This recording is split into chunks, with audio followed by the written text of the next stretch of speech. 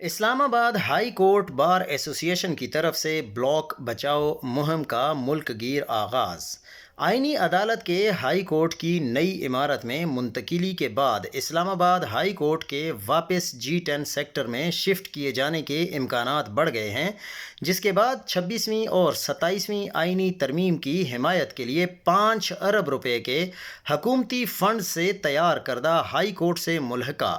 High court بار کا نیا block عمارت بھی سپریم کورٹ بار کو ملنے کے امکانات بڑھ گئے ہیں۔ اسلام آباد ہائی کورٹ بار کے سیکریٹری منظور احمد جھجھا کی طرف سے ہنگامی پریس کانفرنس کا امکان ہے،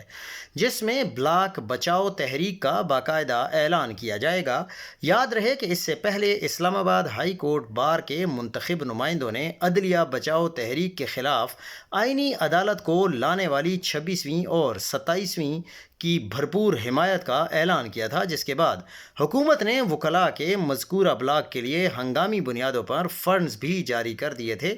سابق secretary Islamabad high court bar advocate Waseem Malik نے بلاک بچاؤ تحریک لا علمی کا اظہار کرتے ہوئے کہا ہے کہ وکلاء کو کسی بھی انتشار پسندی کی سرگرمی کا حصہ نہیں بننا چاہیے، بلکہ ارباب اختیار کے ساتھ بیٹھ کر مسئلے کا پرامن حل تلاش کرنا چاہیے۔